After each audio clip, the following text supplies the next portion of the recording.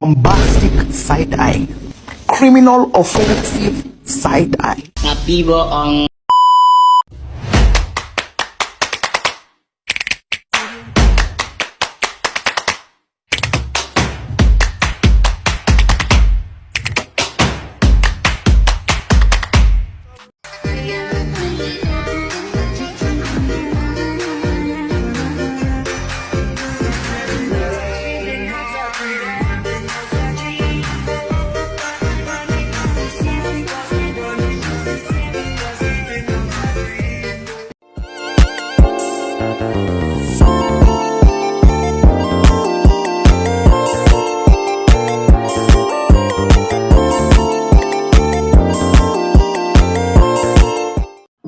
Selamat sore yang terhormat Bapak Iqbal SPD selaku guru biologi.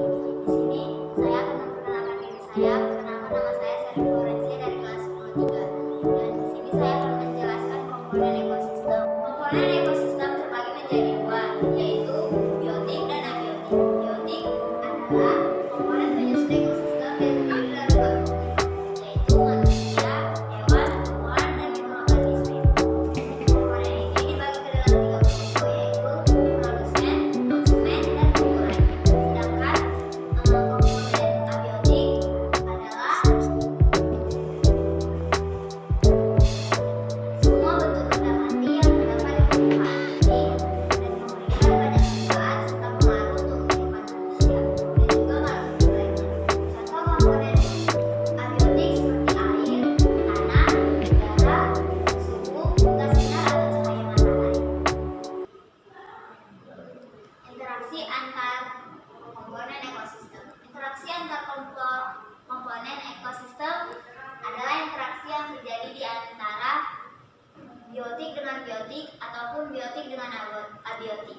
Sedangkan interaksi antar spesies adalah hubungan yang terjadi antara organisme yang berasal dari spesies yang berbeda. Aliran energi terbagi menjadi dua, yaitu jaring-jaring makanan dan rantai makanan. Rantai makanan sebagai sebuah peristiwa dimakan atau memakan antara sesama makhluk hidup dengan suatu urutan tertentu. Contoh rantai makanan: rumput, belalang, kata, ular, dan burung elang. Jaring-jaring makanan adalah kumpulan dari rantai makanan yang tumpang tindih tetapi saling berhubungan di ekosistem sehingga membentuk semalam jaring. Contohnya adalah rumput. Piramida ekologi terbagi menjadi 4, yaitu piramida jumlah. Piramida jumlah adalah organisme yang berada di dalam suatu daerah atau area tertentu yang dikelompokkan dan dihitung berdasarkan taraf trofi. Piramida biomasa adalah piramida yang menunjukkan berat organisme hidup dari masing-masing tingkatan trofi. Yang ketiga ada piramida energi. Piramida yang memberikan gambaran terkait aliran energi pada suatu ekosistem. Produktivitas ekosistem. Produktivitas ekosistem adalah kemampuan organisme dalam ekosistem untuk menerima dan menyimpan energi, yaitu terdapat dalam daur biogeokimia. Daur biogeokimia adalah siklus yang melibatkan perpindahan senyawa kimia melalui organisme sebagai perantara dan senyawa tersebut kembali lagi ke lingkungan fisiknya. Yang kedua ada daur karbon. Daur karbon adalah salah satu siklus biogeokimia mendaur ulang unsur karbon sebagai penyusun tubuh makhluk hidup. Yang ketiga ada karbon air.